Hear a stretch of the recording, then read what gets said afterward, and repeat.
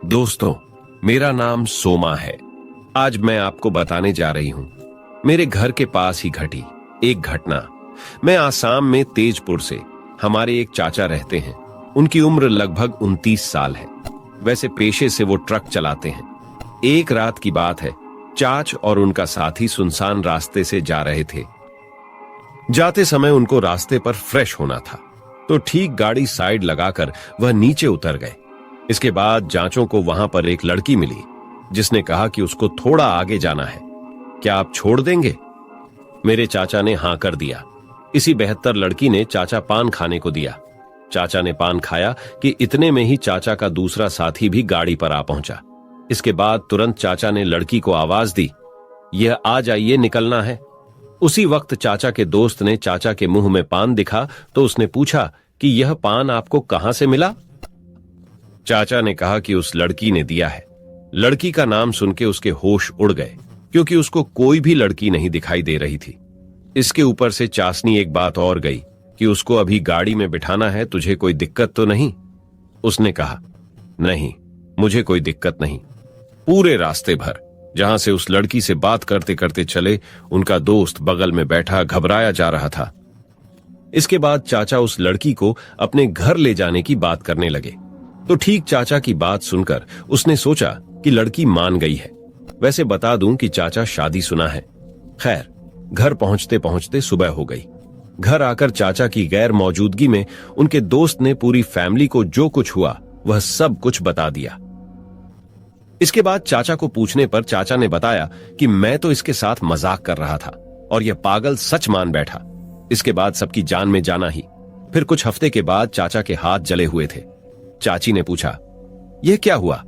तुम्हारे दोनों हाथ क्यों चल रहे? चाचा ने बात को टालते हुए कहा, कुछ नहीं, तुम मेरे लिए चाय बना खा लो। उसको तो ऐसा लग रहा था कि चाचा बहुत गुस्से में है। चाची ने सोचा कि शायद कुछ काम का प्रेशर होगा, इसीलिए उन्होंने बात को आगे बढ़ाया नहीं। लेकिन दोस्तों, डेली चाचा के शरीर पर चोट के निशान दिखते थे और चाचा चाची के ऊपर चिड़चिड़े होने लगे। इसके बाद चाची तांत्रिक के पास गई, लेकिन मानिए उसने जो बताया, सबके होश उड़ गए। उन्होंने कहा कि चाचा एक चुड़ैल के साथ शारीरिक संबंध बनाते हैं, और तो और वो चुड़ैल तुम्हारे घर में ही रहती है। और हां, अब बहुत देर हो चुकी है, अब कुछ नहीं हो सकता। अगर मैं कुछ भी करूं तो कल मरेगा तो वह आज ही मर जाएगा। वह तेरे पति को ले जाएगी। इस चीज को कोई नहीं बदल सकता। दोस्तों, चाची मायूस होकर घर आ गई और पूरे दिन इसे एक कशमकश में रहे। क्या आखिर ऐसा कैसे हो सकता है? मतलब जो उनके दोस्त ने उस दिन बात बताई थी वह एकदम सच थी। उसी राह चासनी ने चाचुओं का कि उस दिन जो उसने बोला था वह बिल्कुल सच बोला था। तुमने ही झूठ बोला। ये बात सुनकर चाचा ने उस दिन चाची को बहुत बुरी तरीके से मारा, जिसके बाद अगले ही दिन से चाचा बीमार पड़ गए। बिस्तर से उठ पा रहा उनके लिए मुश्किल हो रहा था, और खैर उनको डॉक्टर के पास ले जाया गया। डॉक्टर ने कहा कि इनके अंदर के सारे पुरुष से खराब हो गए हैं, अब इनको बचाना नामुमकिन है। डॉक्टर ने उनको थोड़ी ही देर में डिस्चार्ज कर दिया। दोस्तों, शायद वह उस पान की वजह से हो रहा था। खैर, चाचा को घर ले जाया गया। अगले दिन चाचा के गालों पर जला हुआ निशान दिखा। निशान देखकर चाची ने चाचा से कहा कि बोलो, अब तुम सच बता दो, क्या आखिर ये निशान क्यों बनते हैं? दोस्तों, उस हम सब के सब वही थे, और चाचा ने जो बोला उससे तो हमारे रोंगटे ही खड़े हो गए। उन्होंने कहा कि वह जब जब संबंध बनाते थे तो उनको बहुत दर्द होता था, लेकिन उस चुड़ैल की सुंदर था, मुझे मोहित करती थी। बस इसीलिए मुझे चोट की परवाह नहीं होती। और हां, एक बात और, आज उसने मुझे ले जाने की बात कही है, लेकिन मुझे तुझे छोड़ के जाने का मन नहीं कर रहा। किसी भी तरह मुझे बचाने, वरना वह मुझे ले जाएगी। इतना कहकर चाचा की सांस फूलने लगी। चाचा को एहसास हुआ कि उनके साथ कोई और भी बैठे। उसी वक्त चाची जोरों से चिल्लाए कि तभी चाचा इस दुनिया से चल रसे। दोस्तों, ये कहानी आज से 1 साल पहले की है। सच कहूं तो कई बार इंसान मौत को खुद गले लगाता है, और जब धीरे धीरे मौत का फंदा कसता है तो सांसें अपना रास्ता बनाने की तलाश में शरीर छोड़ देती है। बस इतनी ही थी यह कहानी। तो दोस्तों, देखा आपने, ये थी सौम्या की कहानी। कहानी बहुत ही लाजवाब है। आपको कैसी लगी नीचे कमेंट्स में जरूर बताइएगा, क्योंकि अब वक्त हो चुका है हमारी आज की दूसरी कहानी का। आइए सुनते हैं। दोस्तों, मैं इस कहानी का नाम मानो या ना मानो देना चाहूंगा। मेरा नाम मनीष है और मैं लखनऊ का रहने वाला हूं, लेकिन अब मैं नोएडा में रहता हूं। लगभग 4 साल हो गए। मैं जब नोएडा आया था तो मैंने 1 साल कार चलाना सीखा। जब मैं पूरी तरह से सीख गया तब मैंने कार बुकिंग का काम शुरू किया। मैं बहुत अच्छे से पैसा कमा लिया करता था, पर एक दिन मेरे अंकल ने मुझसे कहा कि एक शादी अटेंड करनी है। अंकल ने मुझे एक तारीख दी, कहा कि 7 बजे करीब घर से निकलेंगे और तकरीबन रात के 12-1 बजे तक पहुंच जाएंगे, ताकि अगले दिन हम शादी अटेंड कर सके। खैर दोस्तों, अंकल के दिए हुए एड्रेस था। मैं ठीक टाइम पर पहुंच गया। उनका पूरा परिवार कार में बैठा और सफर शुरू हो गया। उनका घर जरा मोहल्ले साइड में था, तो हमें मेन रोड से जाना था। वहां पहुंचते पहुंचते तो ठीक जैसे ही हम मेन रोड पर पहुंचे तो वह रोड बंद था। पता चला कि वहां पर किसी का एक्सीडेंट हो गया है। आंटी ने कहा कि एक और रास्ता है, उधर से चलते हैं आप पर, लेकिन रास्ता बहुत खराब है। जाना तो था ही। मैं उनके बताए हुए रास्तों को फॉलो करने लगा। सफर चलता रहा और धीरे धीरे रात हो गई। वह अंकल दोनों आपस में बात करते करते जा रहे थे। थोड़ी देर बाद अंकल भी सो गए। धीरे धीरे अंकल की पूरी फैमिली सो गई। मैं गाड़ी चलाता। थोड़ी देर चलाने के बाद ऐसा रास्ता आया कि मुझे समझ नहीं आ रहा था। खैर मुझे अंकल को उठाना पड़ा। उन्होंने मुझसे कहा कि सीधा चलना है, ना लेफ्ट ना राइट, बिल्कुल सीधा चलते रहना। इतना कहकर अंकल दोबारा सो गए। मुझे गाड़ी चलाते चलाते 3 घंटे हो गए थे। उसी बीच एक ऐसा रास्ता है जो वी शेप में था, मतलब 2 तरह का रास्ता। मैं एक बार फिर से कंफ्यूज हो गया। उस वक्त अंकल का लड़का उठा हुआ था। मैंने उससे कहा कि भाई 2 रास्ते आए हैं, किस तरफ से जाना है। उस लड़के के हाथ में एक छोटी सी बच्ची थी, वह अभी सो चुकी थी। लड़के ने आंख मसलते हुए कहा, शायद कहीं ना कहीं वो भी कंफ्यूज था। उसने ऐसे ही कह दिया कि इधर जाना है। मैंने कहा कि इधर जाना है, मतलब अगर कहीं और चला तो फिर क्या होगा।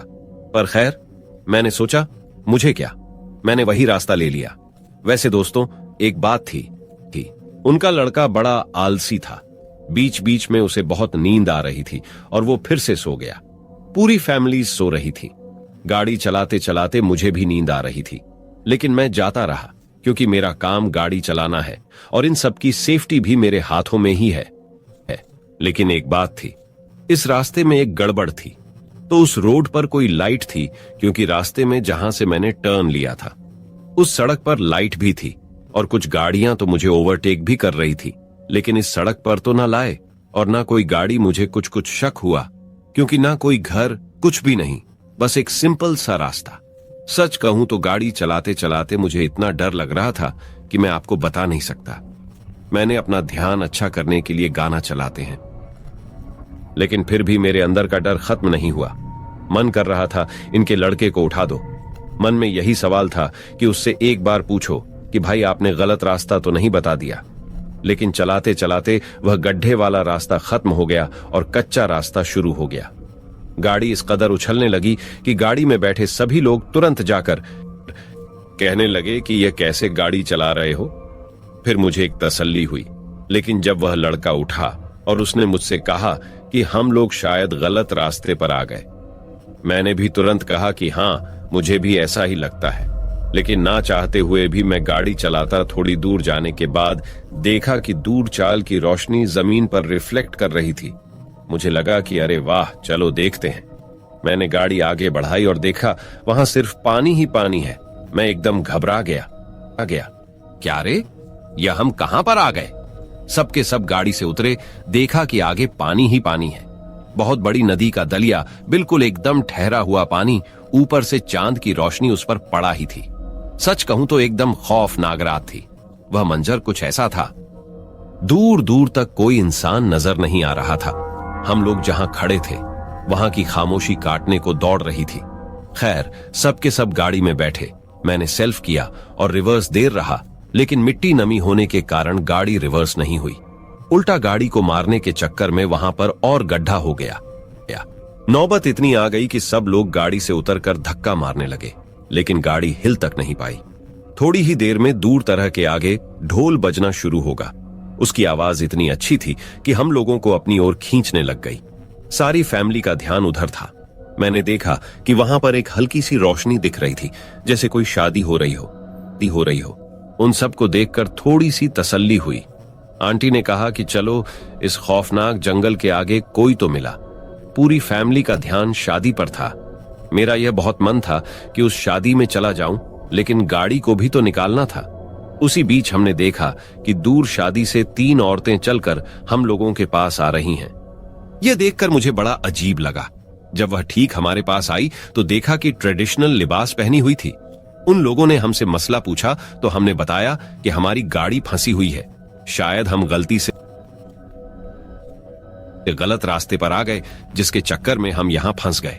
उन तीनों औरतों ने कहा कि अगर आप पूरा ना माने तो चलिए हमारे घर, वहां खाना भी खा लेना, बाकी हम मर्द को भेजते हैं, वह आकर आपकी गाड़ी निकालेंगे। दोस्तों, पूरा का पूरा परिवार मान गया, लेकिन मैं नहीं गया। मैंने कहा कि आप लोग चाहे, मैं यहां गाड़ी पर ही ठीक हूं। जैसे ही कोई आता है मैं गाड़ी निकलवाने में मदद करूंगा। धीरे धीरे फैमिली के सभी लोग चले गए। मकेला गाड़ी में बैठा, लेकिन मानिए उस दया को देखकर मैं बता नहीं सकता। मुझे बहुत जोरों से भूख भी लगी हुई थी। मैंने कुछ भुने हुए चने रखे थे। मैं धीरे धीरे उन्हें खाने लगा, मगर पता नहीं क्यों उस दुनिया को देखकर इतना खौफ सा रहा था। उस पर पड़ती हुई चांद की रोशनी, पूछे मत। उसी वक्त मेरा ध्यान एक जगह गया। दरिया के एक कोने पर मैंने देखा कि वहां से कोई सर निकालकर मुझे देख रहा है। मुझे लगा शायद पत्थर भी हो सकता है, लेकिन ध्यान से देखने पर पता चला कि उसका सर तो दिख रहा है। उसे देखकर मैं चौंक। मुझे लगा क्या आखिर यह कौन है। मैं गाड़ी से निकला और तुरंत भागने की कोशिश करने लगा, लेकिन तभी याद आया कि मैं गाड़ी को ऐसे नहीं छोड़ सकता। और फैमिली दिनाग ने मेरे काम करना बंद कर दिया। समझ नहीं आ रहा था कि आप क्या कहो। फिर देखा कि दूर से कोई आ रहा है। उस दरिया में कश्ती से कोई उसे चलाता हुआ आ रहा था। कश्ती एक किनारे जाकर रुकी, लेकिन मानिए बहुत लंबे लंबे हाथ में होता है। साथ में ढोल की आवाज पहले जैसे ही आ रही थी, जो कि पूरी खामोशी में गूंज रही थी। मैं जल्दी से भागकर गाड़ी के पास आ गया। मैंने हिम्मत करके गाड़ी में दोबारा सेल्फ मारा, फिर गाड़ी स्टार्ट हो गई। उसी बीच मुझे याद आया कि अंकल और उनकी फैमिली, मैं ऐसे उनको छोड़कर नहीं जा सकता। उसी बीच मैंने पाया कि मेरे गाड़ी को कोई नॉक कर रहा है। ध्यान से देखा तो पाया कि कोई धोती कुर्ता पहने आदमी था। सच बताऊं तो मैं बहुत डरा हुआ था। मैंने बहुत हिम्मत करके दरवाजा खोला। उसने पूछा क्या हुआ। मैंने उसे सारी बात बताई। मैंने उससे कहा कि मेरी फैमिली उस गांव में गई है। उसने कहा कौन सा गांव? यहां कोई गांव नहीं है, चलो मेरे साथ, मेरे घर, मेरा घर यही पास में ही है। इसके बाद उन्होंने मुझसे पूरी बात पूछी। फिर बताया कि यहां कोई गांव नहीं है। जिस राह के बारे में तुम बता रहे हो, यहां एक अंग्रेजों का खंडहर है जो कि अब वीरान हो चुका है। सुनने में आया कि अब जिंदा यहां बसते हैं, और चिंता मत करो, तुम्हारी पूरी फैमिली आ जाएगी। ये लोग कुछ करते नहीं हैं, सिर्फ डराते हैं। तुम बिल्कुल बेफिक्र रहो। दोस्तों, ये सब सुनकर मेरी तो हालत खराब हो गई। बीच किसी के चिल्लाने की आवाज आई। मैंने कहा कि लगता है वो लोग बुला रहे हैं। मैं भागकर उनके पास गया। आंटी ने कहा कि वाह, बहुत मजा आया, कितना लजीज खाना था, हम तुम्हारे लिए भी पैक करके लाए हैं। मैंने कहा मुझे भोग नहीं है। मैं गाड़ी में बैठ गया। ऐसा लग रहा था जैसे बहुत से लोगों के सर यहां पर खड़े हुए। मैं बहुत ज्यादा डरा हुआ था, लेकिन दूसरी तरफ फैमिली बहुत खुश थी। खैर, उस आदमी ने गाड़ी निकलवाने में मदद की। मैंने पेट्रोल पंप पर गाड़ी रोकी। एक आदमी मेरे पास है। उसने कहा कि कहां से आ रहे हो। मैंने उस जगह का नाम बताया। मुझे डरा हुआ देखकर उस आदमी ने कहा, अरे वह तो जिंदा वाला गांव है, कहीं तुम वहीं से तो नहीं आ रहे? मैंने हां में सर हिलाया। उसने बताया कि वह अंग्रेजों का खंडर था, लेकिन अब वहां से नाथ बसते हैं। दोस्तों, परिवार वालों को तो मैं छोड़ ही चुका था, लेकिन जैसे ही मैंने पेट्रोल भरवा तो मैं सीधा अंकल के घर पहुंचा। मैंने कहा कि आप मेरा हिसाब कर दो। उन्होंने कॉर्पोरेट किया और मैं चुपचाप वहां से घर निकला। लेकिन मानो दोस्तों, 10 दिन तक मैं डरा रहा।